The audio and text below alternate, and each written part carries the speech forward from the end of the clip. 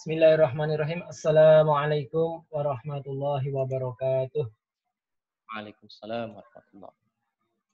Alhamdulillahirabbil alamin wassalatu wassalamu ala asrofil anbiya'i wal mursalin wa ala alihi wa sahbihi ajmain amma ba'du. Ikhwah sekalian, alhamdulillah sore hari ini kita bertemu untuk bicara topik yang sangat menarik akhir-akhir ini, yaitu tentang sains. Di dalamnya ada masalah firasat dan masalah konspirasi, ya. Kenapa ini jadi menarik, ya? Jadi kita tahu bahwa sekarang sedang ada pandemi, ya, dan Indonesia termasuk yang disorot dunia karena kita ini juara tapi dari belakang, ya, juara 3 dari belakang, dari 100 negara itu juara 3, ya. Tidak membahagiakan, juga itu juga ironis, ya. Termasuk juga mengungkap juga karena memang kita ini aneh, ya. Di Indonesia sendiri juga ada provinsi yang kasus coronanya meningkat paling cepat, sekarang nomor 1, ya, yaitu Jawa Timur, tapi dapat hadiah penanganan COVID terbaik melalui video, ya, video new normal, ya. Itu sangat aneh, ya, tapi ya itulah kondisi kita saat ini.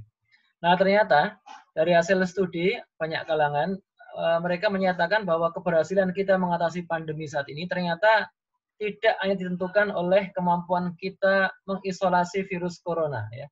Mengisolasi virus corona itu dengan cara testing, ya, supaya dapat dipisahkan antara yang sehat dengan yang bervirus. Kemudian dengan tracking, ya, tentu saja kalau orang yang pernah pernah kontak fisik dengan orang yang bervirus itu akan menjadi ketularan juga, ya, terus di tracking. Dan kemudian penerapan protokol kesehatan, ya, yang paling sederhana ada 3, yaitu masker, jaga jarak, dan cuci tangan pakai sabun. Ya. Tapi nggak cuma ini ternyata, ya, keberhasilan kita ini juga terganggu oleh seberapa luas virus kedunguan, ya, atau kita sebut dengan covidiotism, ya. Jadi kita ini dapat 2 pandemi ini, satu pandemi virus corona, satu pandemi kedunguan. Ini yang paling bahaya. Karena boleh jadi nanti virus coronanya sudah hilang, mungkin ditemukan vaksin, tapi kedunguannya masih ada, ya. Karena kedunguan ini sudah lama juga ini, ya, sudah berpuluh tahun juga, ya, masih, ya. Tidak hanya di rakyat tapi juga di pejabat-pejabat ada virus kedunguan juga. Nah, kita menyebutnya tadi covidiotism atau orangnya covidiot, ya. Covidiot ini macam-macam, ya. Ada mereka yang tidak mau berpartisipasi dalam mengisolasi virus dengan alasan, wah, ini bisnis terganggu nih.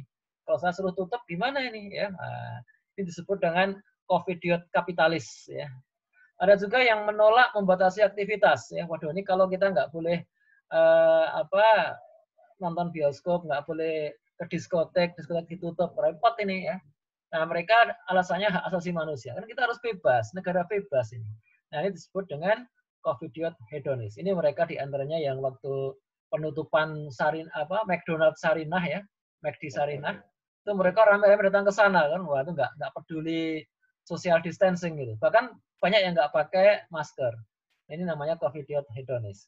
Ada juga mereka yang menolak protokol kesehatan karena menganggap penyakit dan kematian itu sudah ada takdirnya masing-masing, ya. Pakai masker kalau memang takdirnya mati ya mati, misalnya begitu kan, ya. Nah, ini disebut dengan covidiot spiritualis, ya.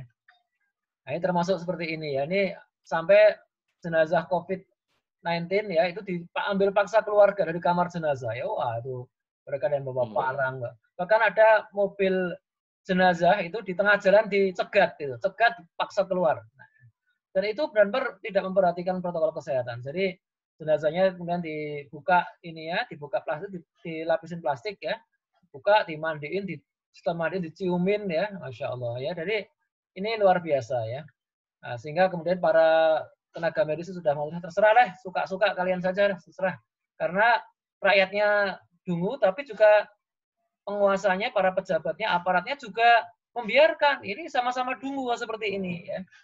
Nah, ditambah satu lagi yang kita sebut dengan covidiot konspirasionis, ya.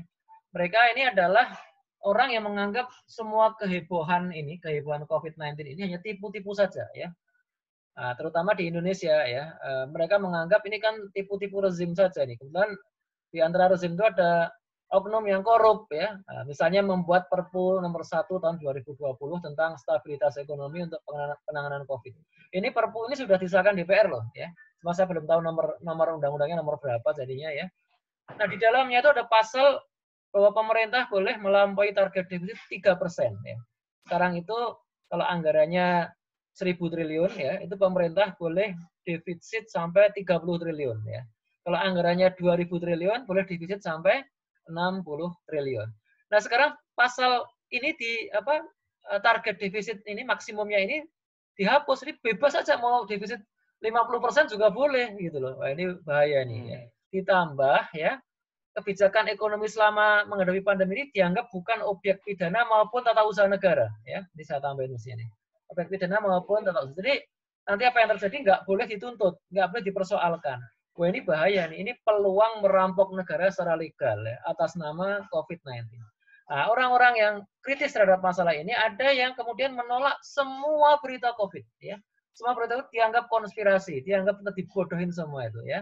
Menurut mereka semua ini konspirasi. Konspirasi sudah jamaah sedunia ya. Yang WHO juga bohong ya. Rezim korup ini bohong ya. Kapitalis kesehatan ya, pabrik obat, rumah sakit ini bohong semua. Dokter mata duitan. Udah habis semua. Ini mereka nggak percaya ada COVID mereka ya. Ataupun kalau ada itu nggak bahaya. Ya. Padahal ya dulu zaman awal rezim ini juga begitu ya. Ya, jadi mereka ini ya COVID konspirasionis ini lama-lama mirip dengan rezim di awal pandemi ini ya. Kita ingat dulu bulan Januari itu ketika Cina sudah mengumumkan pandemi, kita masih ya dan negara-negara lain banyak yang melockdown Cina ya, nggak boleh pesawat dari Cina mendarat di mereka. Itu kita malah memberi insentif ya. Turis dari Cina itu silakan datang ke sini ya. Menurut satu informasi itu sehari bisa 11 pesawat atau itu di Manado aja. Di Manado itu 11 pesawat ya dari Cina ya. Belum yang ke Bali ya, belum yang ke destinasi yang lain ya.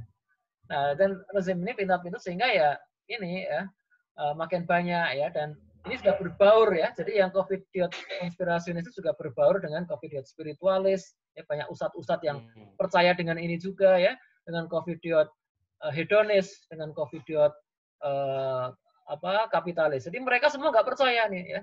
Jadi wah itu bohong, itu santai aja lah, itu semua berita itu bohong semua ya. Ya inilah. Ya, jadi sekarang ini banyak zona yang tidak merah lagi tapi malah hitam ya. Contohnya Surabaya. Surabaya itu sudah zona hitam. Sudah terlalu tinggi itu.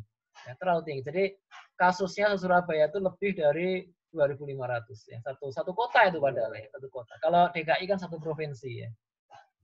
Nah, mereka yang COVID-diot ini kalau ditelusuri itu muncul karena tidak lagi percaya kepada sains dan otoritasnya ya. Otoritas sains itu siapa? Itu para ilmuwan ya. Kalau dalam bidang kedokteran ya tentunya para ahli medis ya, para profesor di bidang kedokteran ya. Nah ini mereka udah nggak percaya, lah itu mah konspirasi semua, udah konyol semua lah ya. Mereka nggak percaya sama sains. Apalagi ada orang yang selama ini dianggap ilmuwan ya, dianggap saintis. Mungkin Anda ingat sosok yang bernama Muhammad Endro Cahyono ya. Dia seorang yang dianggap pakar virus ya, virologis ya. Padahal menurut informasi dia sebenarnya belum S3 ya. Dia dokternya di Australia itu nggak selesai dia ya. Dan dia juga dari kementeriannya, dia dulu ASN di Kementerian Pertanian, itu dia dipecat ya, dipecat karena ya satu masalah lah begitu. Nah, tapi kemudian orang ini diangkat seolah-olah dia ini ahli virus ya. Dan itu banyak pakar-pakar yang sebenarnya ya, para profesor ahli virus dari Gajah Mada, dari UI, dari Eijkman, itu yang membantah apa yang disampaikan Endro Cahyono. Tapi Endro Cahyono sudah jadi selebritis ya, ditanggap oleh Deddy Corbuzier, ditanggap oleh Rosa Silalahi ya, oleh banyak podcast, banyak televisi yang menjadikan dia terkenal, dan itu menganggap wah ini ahli virus beneran ya. Yang ahli virus yang sesungguhnya malah gak ditanggap. Jadi dunia ini sudah kebalik-balik sekarang ini ya. Orang yang beneran pakar ya, bahkan kalau dalam bidang keislaman tuh yang beneran alim, beneran ahli tafsir ya, guru besar ahli tafsir nggak terkenal ya. Tapi yang ahli tafsir-tafsiran ya, ustadz-ustadzan ya, itu terkenal gitu ya.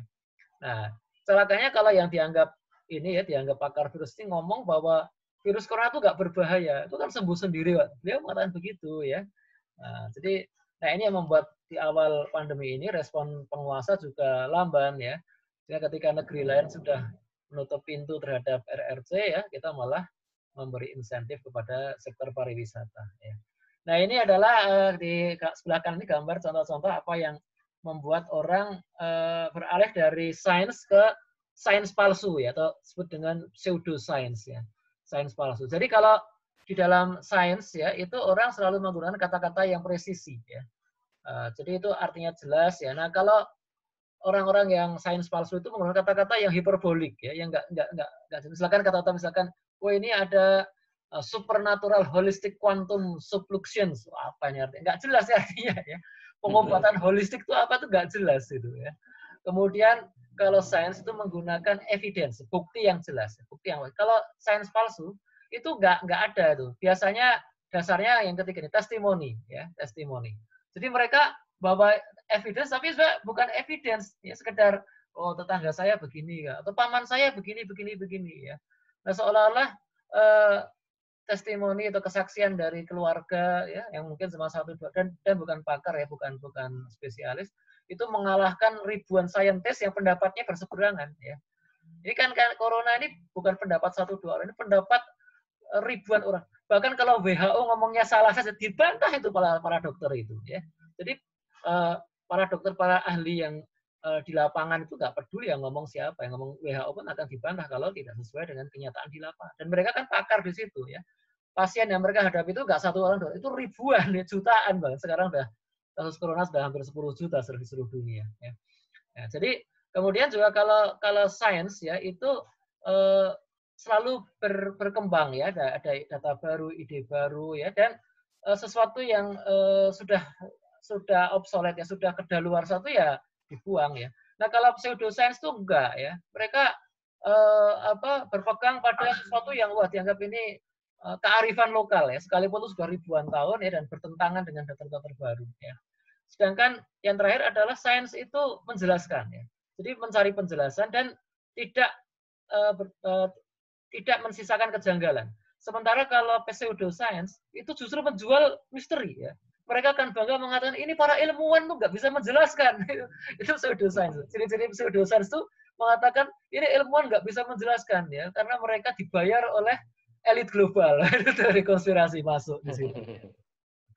Nah, saudara-saudara sekalian, di dalam Quran ya itu Allah berfirman ya, afala yang duruna ilal ibili kaifa khuliqat ya. Surat Al-Ghasyiyah ayat 17 ya. Nah, ini ayat ini sederhana tapi maknanya sangat dalam ya.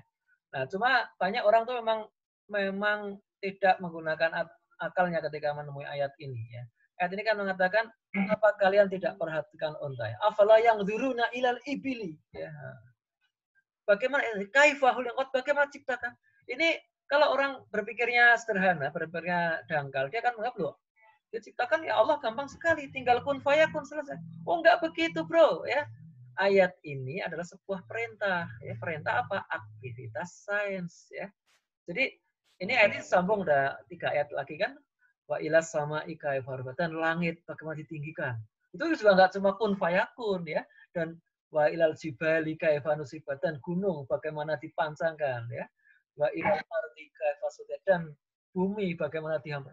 Enggak semua serius kun fayakun semua, itu enggak sesuai dengan tujuan ayat ini. Ayat ini itu tujuan untuk apa? Untuk mengamati, kemudian memikirkan ya, memikirkan penjelasannya gimana, dan menarik teorinya, menguji teori pada fenomena berikutnya, atau bahkan menciptakan teknologi terkait yang berfungsi. Ini gunanya sains itu seperti itu ya.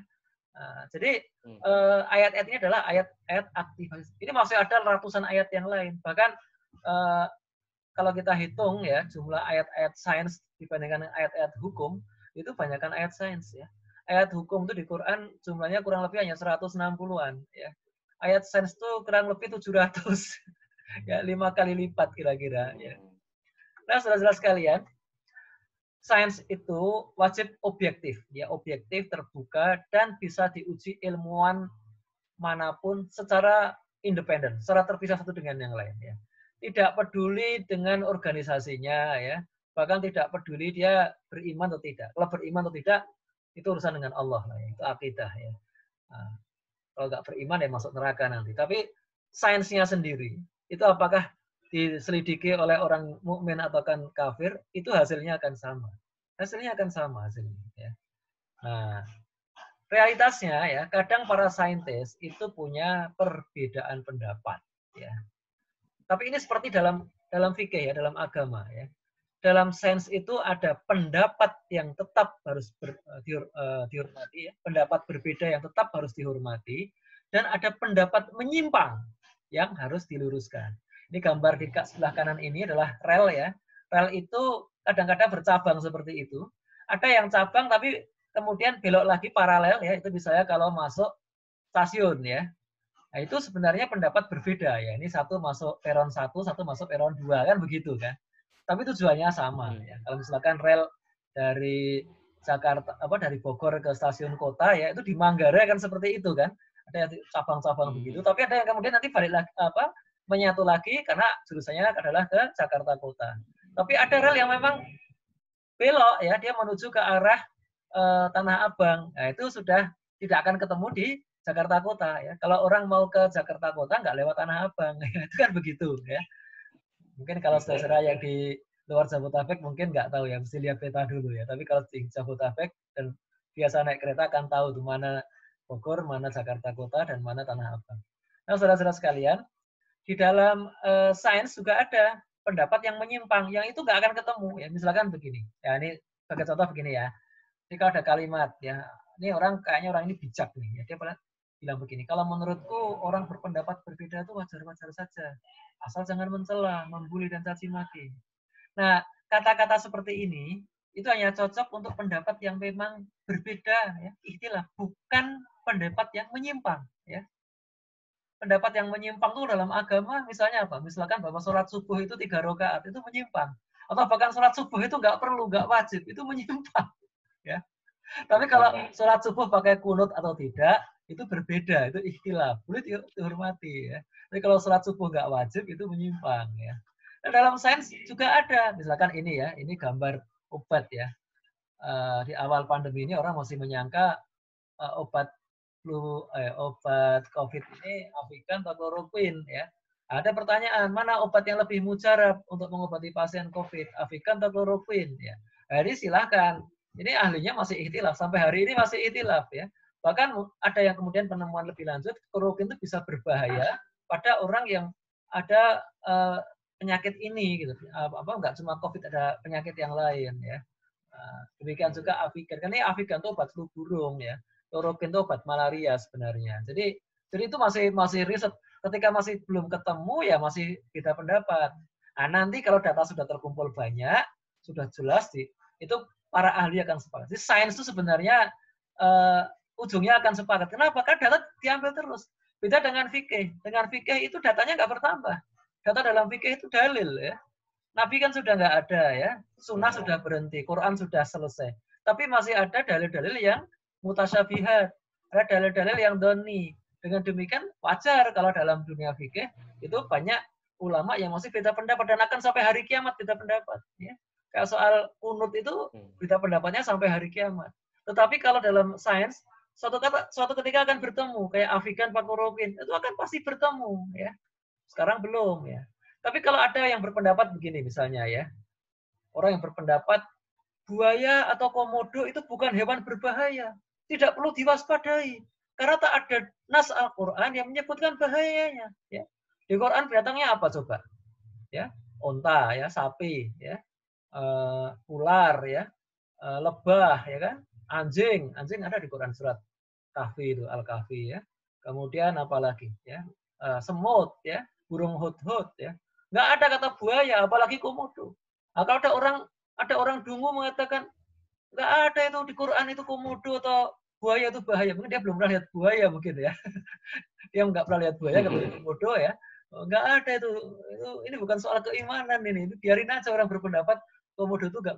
Komodo itu ya orang di Komodo. Saya pernah lihat komodo. Saya pernah ke Pulau Rinca ya. Ada komodo di sana. Komodo itu sangat berbahaya ya. Dia tidak menggigit, tapi dia meludahin ya. Dan itu kalau ludah itu kena binatang ya, kena sapi itu pagi kena ludahnya, sorenya sapinya meninggal. Karena ludah komodo itu mengandung 4.000 macam bakteri yang berbahaya. Kena manusia juga bisa berbahaya. Nggak gigit itu ya. Nggak perlu digigit. Nanti mati aja. Ya. Nah, jadi kalau orang menolak bahayanya komodo dengan alasan di Quran nggak ada, itu dungu seperti ini ya. Atau orang bilang begini misalnya ya. Ada hadis yang mengatakan ya kalau engkau memakan kurma ajwa 7 butir di pagi hari, maka hari itu tidak akan terkena racun dan sihir. Ya. Nah, misalkan ada orang ya, dia nekat nyoba menelan racun tikus gitu kan ya, dengan alasan Ustaz sudah makan kurma ajwa nih, saya yakin hadis ini tepat ya. Kira-kira gimana kalau seperti ini? Saya kira nggak ada yang berani nyoba sih ya. Tapi ini kan penyimpangan namanya ya. Jadi orang yang berpikir seperti ini menyimpang ya. Itu bukan ikhtilaf yang sah ya. Nah, saudara-saudara sekalian, nah ini ada juga orang yang berpendapat ya, sains medis yang kemudian dialihkan, dicoba digusur oleh ilmu sosial ya. Anda mungkin tahu ya, lembaga survei Indonesia DNICA ya, yaitu bulan April kemarin itu membuat kajian berdasarkan survei ya, sediakan orang yang jago survei lah, ya survei elektabilitas ya. Kalau mau pilkada, pilgub itu kan dia survei itu kan, bisa menentukan kira-kira yang menang ini. Nah, dia kemarin bulan April itu mengatakan 99% kasus corona ya selesai sebelum vaksin ditemukan, dan Juni 2020 Indonesia akan normal kembali ya. Ada Anda cari di YouTube adalah, dan ini bukan tanda tanya lagi kalau dia ya. Ini Juni masih ada 3 hari ya, nggak tahu kapan kembali. Melihat angka-angka yang sekarang ini saya kok tidak berani mengatakan prediksinya DNICA itu akan berhasil ya. Nah, jadi ada sains palsu, ada juga ini selain tadi survei persepsi, ada juga sains palsu yang dibungkus oleh fatwa agama. Ya kayak tadi contohnya yang tentang komodo tadi, komodo tidak bahaya. Jadi sama dengan bumi datar ya, ada bumi datar. Bumi datar itu dibuat oleh orang kafir ya, oleh orang muslim. Tapi ada di antara orang Islam yang membungkus bumi datar tadi yang merupakan sains palsu dengan fatwa-fatwa dengan dalil agama. Ya. Nah, di sini ada fatwa palsu yang dibungkus doktrin politik ya. Nah, politiknya tertuju kepada si A ya, dia akan fatwanya akan menuju si A ya. Ada juga politik palsu dibungkus dalil hukum. Ini kita banyak kepalsuan seperti ini. Dan ada juga dalil hukum dikalahkan oleh persepsi atau firasat. Ya. Nah, ini ilustrasi konsep bumi datar ya, dan apa yang terjadi di Eropa 5 abad yang lalu ketika Galileo Galilei dihukum mati ya oleh gereja karena dia berpendapat tidak semua bumi datar ya. Tidak semua bumi itu bulat, tapi bahwa bumi bukan pusat alam semesta ya. Nah, ini ya. Nah, jadi saudara sekalian, yang namanya dalil nakli itu sebenarnya tidak dapat untuk mendukung atau membatalkan fenomena empiris ya. Nah, apalagi yang mutawatir. Mutawatir itu apa? Mutawatir itu suatu fenomena empiris endrawi. Empiris itu endrawi, dilihat yang disaksikan oleh banyak sekali orang ya. Atau mungkin orang yang menyaksikan nggak langsung banyak, tapi bisa diulangi oleh siapa saja ya. Kalau orang melihat komet ya mungkin nggak banyak ya, tapi siapa saja astronom bisa mengulangi. Nggak peduli agamanya apa, nggak peduli apa dia kebangsaan mana atau organisasinya apa. Nah, ini kalau sudah mutawatir gitu nggak bisa dibantah dengan dalil. Kitab suci manapun nggak bisa. Memang faktanya seperti itu. Ya. Nah, ketika ada dalil nakli yang seolah mendukung sains, kita tuh nggak usah gembira. Ya. Karena boleh jadi akan diketemukan fakta berikutnya yang lebih teliti, yang teorinya lebih valid dan prediksinya lebih akurat. Ya. Kayak dulu di awal orang meneliti astronomi ya mungkin seolah-olah bumi itu pusat tata surya ya. Tapi kemudian ya seolah-olah itu membenarkan. Tapi kemudian astronomi menemukan bahwa ternyata kalau bumi pusat tata surya itu banyak sekali yang aneh ya. Nggak masuk, data itu nggak masuk ya. Akhirnya terus ya digeser ya. Ini baru bisa logis kalau pusat tata surya itu matahari. Gitu. Jadi itu data itu yang bicara ya, bukan filsafat, bukan sekedar logika. Nah, itu kalau orang mempertahankan atau tadinya dalil nakli seolah mendukung sains, itu akan kelabakan ya. Demikian juga yang lain masih banyak ya. Nah, demikian juga sebaliknya, kalau ada dalil nakli yang seolah menolak sains, ini juga kita nggak usah sedih ya. Boleh jadi pemahaman kita atas dalil naklinya juga belum lengkap ya, karena memahami dalil nakli itu tidak sederhana, itu perlu bahasa Arab yang sempurna ya, dan ilmu ushul fikih yang sudah sempurna ya.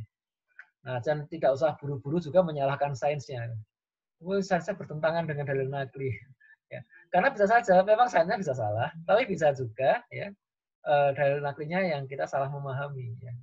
Jadi sekali lagi kebenaran sains itu tidak perlu pembenaran dari kitab suci sebenarnya. Ya. Jadi sains itu sains objektif ya, sains alam ya, itu berdiri sendiri dia. Ya. Nah, cuma Islam ya itu menunjukkan bahwa dalil nakli itu punya efek yang mendukung sains ya. Dia bisa menginspirasi dan memotivasi kita meneliti sesuatu. Misalnya ini ya, ini di ilustrasi ini.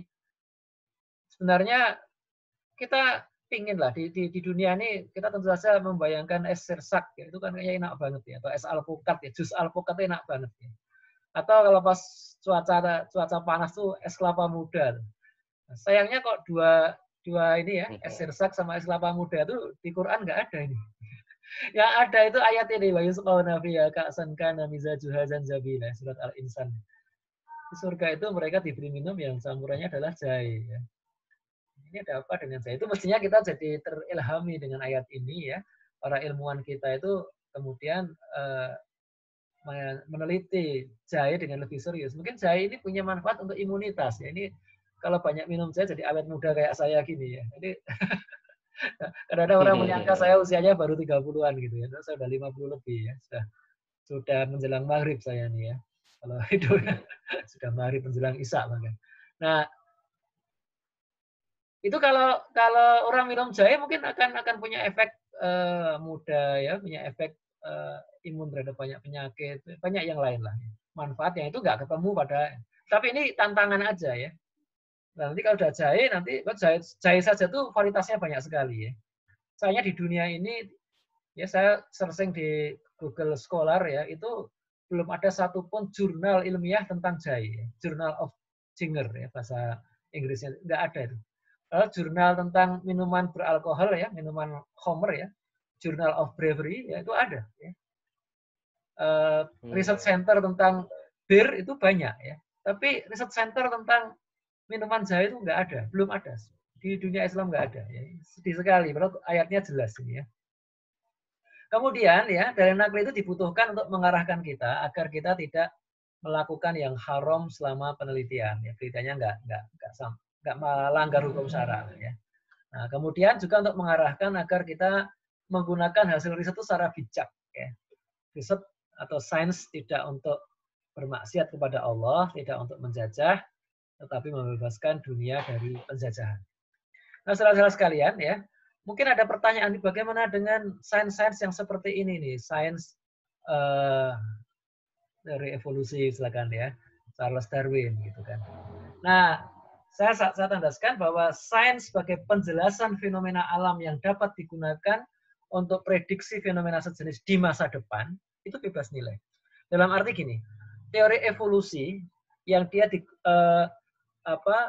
ini kan penjelasan ya. Jadi Darwin itu dulu mencari tahu nih sebenarnya kenapa sih hewan-hewan ini kok macam-macam seperti ini. Jangan-jangan asal usulnya mereka satu macam ya. Nah, terus dia berkelana ya ke berbagai penjuru dunia, dia melihat berbagai jenis satwa ya. Dia kemudian menyimpulkan bahwa ya ada dua mazhab sebenarnya dalam teori evolusi. Semuanya teori evolusi ya. Jadi nggak cuma Darwin ya. Satu mazhab mengatakan bahwa misalkan begini, jerapah ya. Jerapah itu karena tadinya dia makan tanaman di bawah, tapi karena dia rakus, ada dia yang di bawah cepat habis daun-daunan itu. Sehingga tinggal daun-daun yang tinggi, maka dia berusaha menjulurkan lehernya. Dan lama-lama makin tinggi sehingga lehernya makin lama makin panjang. Ya, ini teori adaptasi namanya, ya, teori adaptasi. Nah, kalau Darwin itu teori seleksi, ya. Jadi suatu ketika ada satu bencana ya, sehingga tanaman-tanaman itu tersisa yang pohonnya tinggi, ya. Sehingga tadinya jerapah itu ada yang lehernya pendek, ada lehernya panjang. Nah, yang lehernya panjang bertahan hidup, yang lehernya pendek nggak dapat karena nggak bisa makan, kan daunnya terlalu tinggi.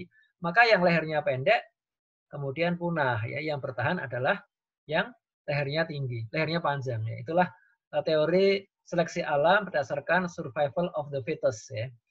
Nah, kalau diterapkan di masa sekarang ya, itu kalau berdasarkan teori Darwin, maka manusia yang tidak tahan COVID itu akan punah ya. Karena vaksinnya belum ada dan obatnya belum ditemukan ya. Seleksi. Nanti yang bertahan itu adalah yang tahan COVID ya, yang tahan virus corona. Tetapi ya, itu adalah fenomena yang bisa diamati, itu sains. Itu pasti bebas nilai. Tetapi tafsir dari sains ini itu nggak bebas nilai. Kenapa? Karena Darwin kemudian mengekstrapolasi ke belakang yang tidak bisa divalidasi. Ya. Kalau tadi kan ya sedikit-sedikit lah ya, tapi kalau ditarik ke belakang jauh, oh kalau begitu jangan manusia itu dulu ya berasal dari monyet ya dan sebagainya. Kan memang kita kalau dengan simpanse atau gorila itu agak-agak mirip ya, jalan tegak ya. Sudah. Cuma kita kromosomnya beda ya dengan itu beda kromosom. Kita kromosomnya 46. Mereka enggak ya. Mereka antara 44 atau 48. Beda kromosom enggak bisa itu. Kalau menurut teori genetika udah enggak bisa ya. Nah, jadi ini tafsir aja ya, tafsir yang tidak bisa difalsifikasi, dibuktikan nggak? Kenapa? Sudah terlalu lama ya dan kromosom fosil-fosil itu kita nggak bisa pastiin, nggak ada caranya, nggak ada ya, karena sudah rusak ya, sudah rusak. Ya kecuali kalau ditemukan fosil yang tua sekali ya, yang terperangkap di dalam es gitu ya, itu mungkin masih bisa ya, tapi ya wallahu alam kita nggak tahu di mana akan menemukan fosil yang tua sekali karena manusia purba yang katanya Meganthropus itu udah 1 juta tahun yang lalu itu ya. Itu dari kalau yang manusia modern yang terakhir yang paling awal tuh usianya nggak sampai 30.000 tahun ya. Itu yang ada bukti bahwa dia manusia, ada benda budaya begitu ya. Nah, ini sebenarnya sama dengan di bidang agama ya. Kalau di dalam ilmu tafsir itu ada Quran, ada tafsir Quran. Quran itu kitab suci dari Allah, ya, itu pasti benar. Tapi tafsirnya itu dari manusia. Ya.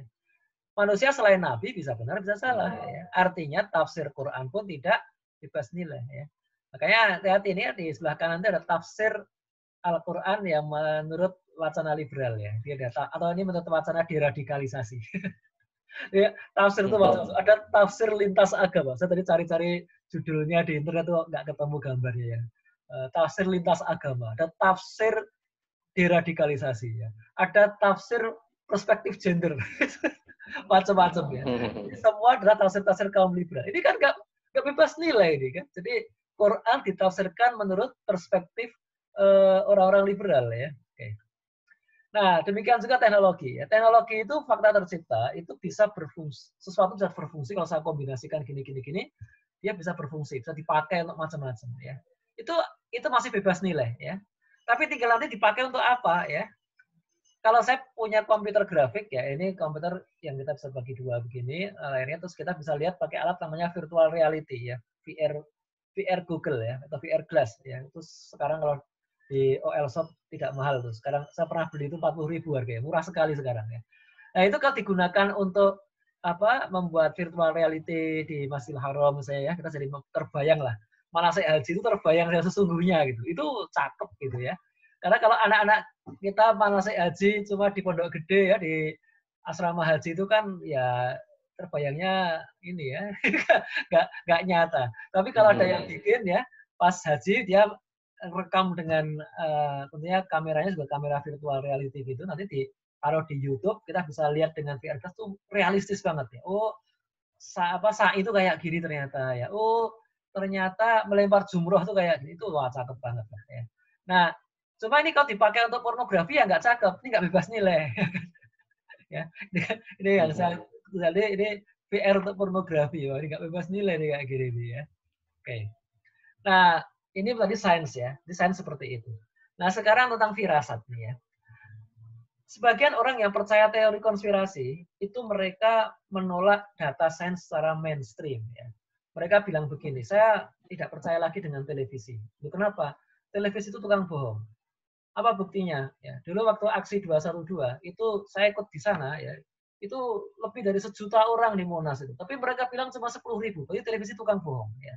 Waktu reuni 212 bohong lagi ya. Bohong lagi. Waktu pemilu mereka bohong lagi juga ya.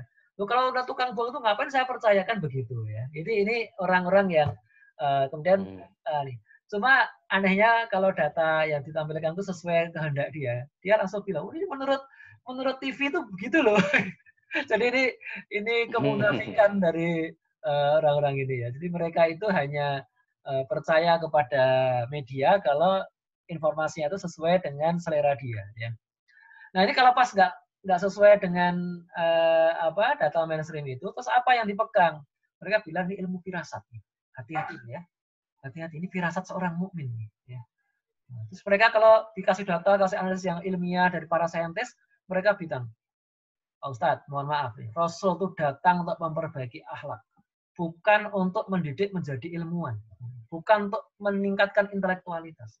Jangan terlalu mengandalkan intelektualitas ya, jangan terlalu mengandalkan intelektualitas. Nanti menghalangi nur dari Allah. Nah itu begitu. Saya pernah diancam seperti itu ya. Ada ustadz yang dia percaya teori konspirasi itu bilang begitu. Dia nggak percaya semua data itu, buang aja semua itu ya. Jadi bahkan hadis pun nggak dia percaya. Ya. Dia bilang, saya percaya hadis tentang lockdown itu saya percaya, tapi ini bukan pandemi ini. Ya. Jadi dia bilang wabahnya itu nggak ada. Jadi COVID itu nggak ada wabah, nggak ada pandemi. Jadi nggak usah pakai hadis-hadis pandemi. Jadi tetap dia inginkan sholat di masjid dibuka, sholatnya softnya rapat, nggak usah pakai masker-maskeran. Pandemi ini nggak ada, itu bohong semua itu. Gitu ini ya. Jadi soal firasat itu apa ya? Nah, jadi ilmu firasat itu memang ada ya. Jadi Imam Syafi'i dan Imam Fakhruddin Ar-Razi ini di sebelah kanan contoh kitabnya yang sudah diterjemahkan ya. Itu menulis tentang firasat ya. Nah, ilmu ini mempelajari apa yang tidak tampak melalui penampakan yang ada ya. Yang tampak itu apa? Itu bisa dari wajah seseorang ya, dari kelakuannya, gerak-geriknya ya, body language-nya ya. Jadi kayak feeling lah. Orang punya indera keenam yang tajam ya. Nah, cuma yang namanya feeling itu dipengaruhi maklumat dan kepekaan yang dibangun melalui kebiasaan berpikir. Jadi orang-orang yang peka ya, yang memang biasa berpikir ini Allah karuniai feeling yang tajam ya. Ya, misalnya itu seperti kita sebut dengan suratul batihah ya, kecepatan berpikir, kecepatan menyimpulkan, kecepatan mengambil keputusan ya. Nah, Khalifah Umar bin Khattab itu contoh pemimpin yang firasatnya Masya Allah tajam sekali ya. Pernah ada seseorang itu datang kepada Khalifah Umar ya, dia Khalifah bertanya tentang namanya, asal usulnya ya, dia tinggal di mana dan sukunya apa ya. Kemudian dengan juga memperhatikan wajahnya ini, tiba-tiba Umar menyuruh orang tua pulang-pulang sana. Rumahmu ada kebakaran nih, di desamu ada kebakaran. Dan itu benar ada kebakaran. Dari mana Umar tahu ya? Nah Umar itu ya tadi firasatnya tajam. Bahkan waktu itu pernah ada satu kisah ya, ketika pasukan kaum muslimin sedang berperang di Persia ya, itu Umar tiba-tiba teriak itu. Waktu itu khutbah Jumat, teriak, wahai panglimanya itu ya, awas hati-hati, ada jebakan di depan. Gitu. Dan itu beneran yang orang yang di lapangan ya, tentara di lapangan itu juga mendengar suara Umar ya, itu kan sudah karomah ya. Umar itu kan waliullah ya, dia seperti wali ya, dia juga ahli surga ya. Jadi Allah memberikan banyak firasat padanya. Ya. Tetapi yang namanya firasat belum tentu benar. Ya. Apalagi zaman sekarang ya. Kalau tadi orang bilang hati-hati firasat seorang mukmin. Loh, saya juga mukmin, Pak. Saya juga punya firasat. Mana yang benar nih? Kan bisa beda-beda firasat orang ya. Gitu. Jadi tergantung kejernihan hati dan juga kebenaran maklumat. Ya, maklumatnya kurang ya akhirnya firasatnya salah. Nah, dalam berbagai peristiwa politik, sekarang bicara konspirasi ya. Dalam berbagai peristiwa politik dan hukum ya, itu kita sering menghadapi kenyataan bahwa banyak data yang tidak dibuka untuk umum, tidak disclosure ya, nggak dibuka untuk. Jadi ada yang ya itu dianggap rahasia lah. Kenapa kok dianggap rahasia? Biasanya alasannya karena ini sedang dipakai untuk penegakan hukum. Ya. Jadi misalkan data siapa yang punya tanah di mana, kekayaannya berapa itu hanya diketahui KPK ya. KPK punya datanya, tapi ya nggak dibuka untuk umum ya. Nanti kalau itu bahaya juga ya. Bisa dirampok orangnya kan. Kayaknya rumahnya sederhana kok, hartanya 10 triliun gitu. Ini orang ini biasa ke kantor naik sepeda ya, sepedanya sudah jelek, sepeda yang sejutaan lah gitu. Kok di KPK laporannya dia kayaknya 15 triliun. Bisa dirampok dengan dia orang gitu. Nah, jadi ada data yang nggak dibuka untuk umum ya. Nah, ketika itu menyangkut peristiwa yang menarik perhatian publik, ya, orang mencoba menjelaskan ini apa ya, maksudnya apa nih? Nah, dihubung-hubungkan ya, dan akhirnya wah ini nggak masuk akal. Atau masuk akalnya hanya ketika dimunculkan kemungkinan konspirasi. Ya. Konspirasi itu apa? Itu persekongkolan orang-orang tertentu, orang-orang berkuasa yang tidak tampak di publik. Misalnya kasus Novel Baswedan ya. Ini kan kelihatan ya, katanya dulu lama nggak ketemu-ketemu. Setelah ketemu ya, tentu saja cuma 1 tahun ya. Nggak sengaja lagi, itu lucu ya. Nyiram air keras nggak sengaja ya. Lucu banget gitu. Padahal air keras itu bukan sesuatu yang gampang didapatkan ya. Itu perlu usaha sengaja untuk mendapatkan air keras ya. Saya yakin para pendengar para penonton ini tidak punya air keras yang ya, kalau di air keras itu air aki ya. Kalau di dalam aki ya ada air keras, tapi kan harus dituang dulu kan susah ya. Nah, itu perlu usaha juga, usaha sengaja untuk menuang air keras di dalam aki gitu kan. Nah, jadi kalau orang sudah nyiapin air keras masa nggak sengaja ya lucu juga, tapi ya udahlah. Itu namanya orang berpikir konspirasi seperti itu.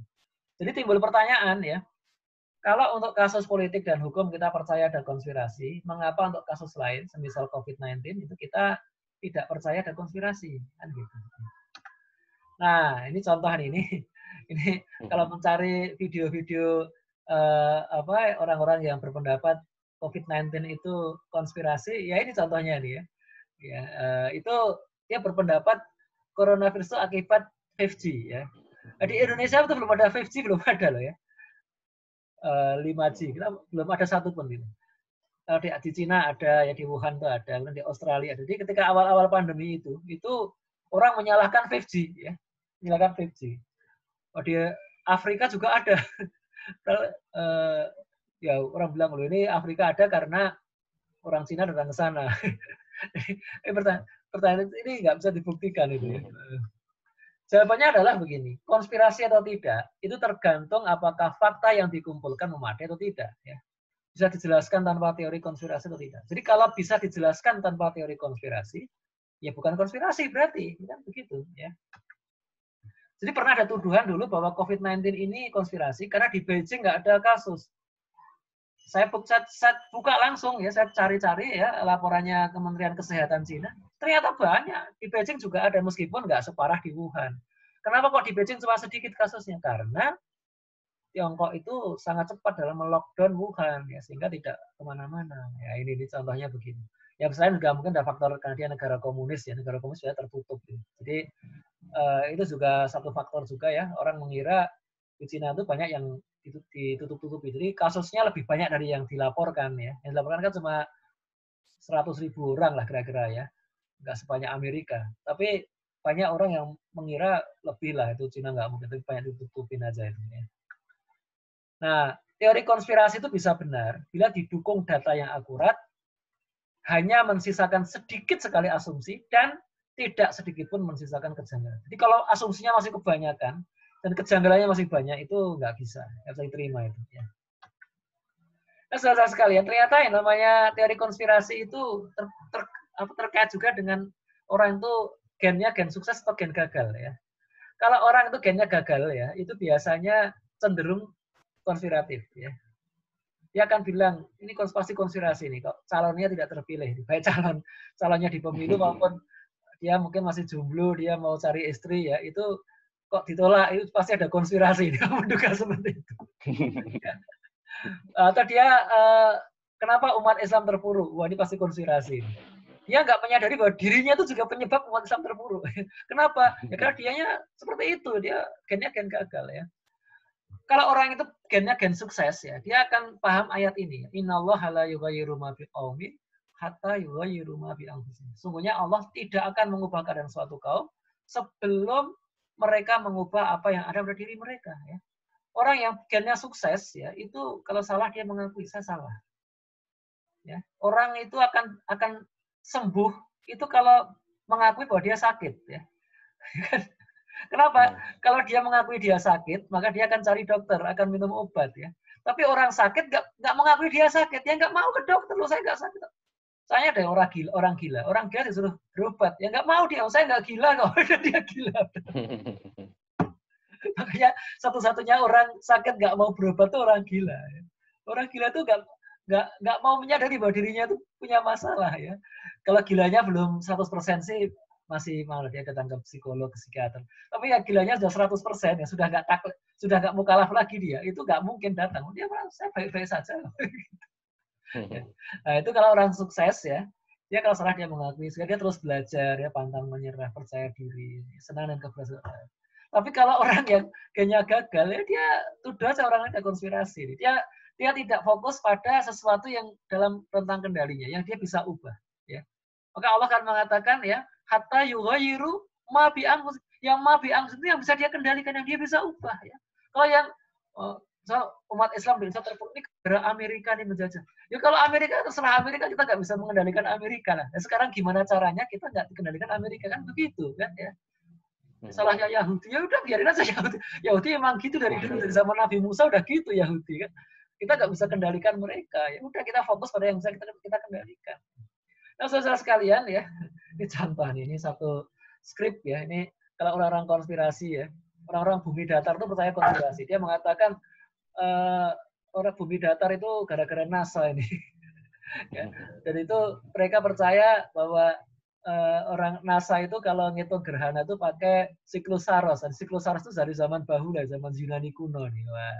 Dan ini saya tunjukkan satu skrip ya, satu software kecil pakai bahasa Python ya. Itu saya dikerjakan semua orang nih. Anda tinggal download aplikasi Python, nanti bisa dicoba. Itu bisa menghitung ini ya. Jadi kalau dalam bidang politik ya itu mungkin benar ada konspirasi ya. Konspirasi untuk menggiring opini massa ya. Nah, bisa juga konspirasi itu didanai atau dirancang asing ya. Tapi kalau rakyat ini cerdas, itu konspirasi ini nggak berhasil ya. Karena mereka akan fokus ya, kita akan fokus untuk mencerdaskan rakyat sehingga rakyat nggak mudah kemakan hoax-hoax yang nggak lucu kayak gitu ya. Tapi kalau sains termasuk terlebih fisika ya, itu objektif. Orang itu bisa saja ateis atau religius ya. Tapi namanya perilaku alam kayak gerhana itu tidak tunduk pada keyakinan manusia. Ya gerhana aja ya. Maksudnya kita menghitung gerhana itu menghitung yang presisi, benar nggak? Dan itu sains itu membuktikan prediksi gerhana itu selalu benar ya. Ya ilmu astronomi yang menghitung gerhana itu sudah cukup matang kira-kira ya 150 tahun yang lalu lah. Ya. Sudah cukup matang gitu. Artinya sudah kalau dalam hitungan menit itu udah nggak akan salah ya. Nah, kalau detik mungkin sudah makin lama makin presisi ya. Tapi hitungan menit sudah nggak akan salah.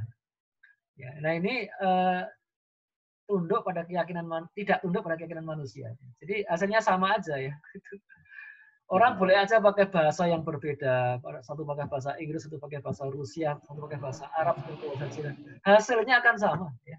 Yang namanya prediksi gerak peluru akan sama. Prediksi jangkauan gelombang radio, ya mau pakai 3G atau 4G atau 5G, akan sama itu. Ya.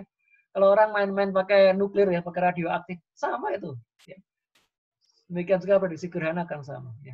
Mungkin rumus-rumus lama akan kurang akurat lah ya. Kalau kita pakai rumusnya Al-Biruni dalam menghitung gerhana, ya mungkin akan meleset beberapa jam ya. Karena Al-Biruni kan itu udah 1200 tahun yang lalu, udah lama banget. Jadi ada data dia yang waktu itu nggak akurat. Ya. Tapi itu akan disempurnakan. Data baru ada yang lama dicabut ya. Kita pakai rumus yang lebih akurat. Gitu. Ini bumi datar nih. Yang jelas kayak bumi datar gini, ini tidak ada buktinya yang dapat diuji secara bebas. Nggak bisa kita ya. Faktanya kita terbang melintasi Antartika juga bisa. Ya. Terbang baik satelit maupun pesawat terbang juga ada yang terbang melintasi Antartika. Kalau mereka bilang kalau Antartika ini batas bumi ini, nggak bisa dijaga oleh pasukan tentara yang kuat, enggak lah itu bohong itu. Ada tempat-tempat di Antartika yang dijaga karena itu stasiun ini ya, stasiun riset ya, ya dijaga aja supaya nggak dicuri oleh negara musuh ya. Amerika sama Rusia dulu kan musuhan ya, jadi ya dijaga gitu. Ya.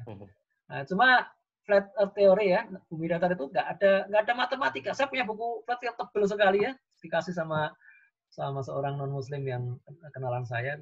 Nggak ada rumusnya satupun, nggak ada ya. Nggak ada prediksi yang dapat dibuat ya. Dan tidak teknologi yang bisa dibangun di atasnya, nggak ada. Ya. Semua teknologi yang kita nikmati sekarang, ya mau handphone, mau pesawat, itu semua dibangun dengan konsep bumi bulat ya, bukan bumi datar. Bahkan kompas ya, bahkan kita bisa sholat dengan arah kiblat yang benar itu juga dengan konsep bumi bulat, bukan bukti data. Jadi ini semua adalah pseudoscience ya, atau sains palsu ya. Jadi kalau mereka bilang ini konspirasi elit global, waduh, mereka itu gagal memahami kegagalannya sendiri ya. Oke. Dan termasuk ini, wah kalau senjata gimana Pak Ustadz? Ya, ini senjata HARP. HARP itu kayak gini di Alaska, di Amerika ya. HARP itu bukan kalau mereka bilang ini kan konspirasi Amerika untuk mengendalikan cuaca di muka bumi, juga termasuk membangkitkan gempa dan mengontrol pikiran. Enggak, semua enggak benar ini.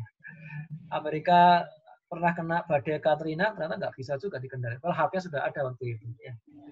Nah, jadi kalau keberadaan pelatihan perang modern yang seperti itu ya ada yang hoax ya, yang bohong ya, dan ada yang memang beneran ada. Ya. Jadi kita susah lah membuat ini rahasia terus susah karena para ahli itu bisa memikirkan ini masuk akal apa enggak gitu kan.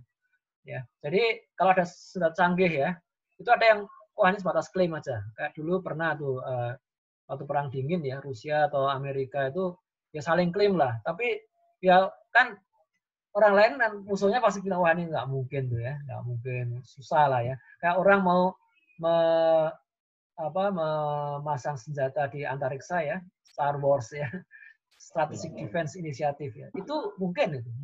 Tapi itu merugikan diri sendiri. Kenapa? Satelit yang ditembak itu nanti akan berhamburan gitu dan akan membahayakan satelitnya dia gitu. Jadi nggak visible gitu ya. Tapi ketika Korea Utara mengklaim punya bom atom ya, punya bom nuklir, itu beneran. Kenapa? Para geofisikawan itu mengkonfirmasi rekaman seismik ya, itu hanya bisa ditimbulkan oleh ledakan nuklir. Ya. Jadi Kim Jong Un nggak, dan itu sudah beberapa biji. Jadi 4 kali 5 kali itu sudah tuh, dan itu semuanya beneran. Dari yang lebih kecil dari Nagasaki sampai yang 10 kalinya Nagasaki itu mereka sudah bikin. Jadi nggak bohong. Kim Jong Un nggak, dalam masalah ini dia nggak bohong. Dia bohong kalau masyarakat Korea Utara itu bahagia, itu dia bohong. Jelas sekalian, mudah-mudahan bermanfaat ya. Saya kira kita bisa lanjutkan diskusi. Dari saya cukup sekian. Assalamualaikum warahmatullahi wabarakatuh.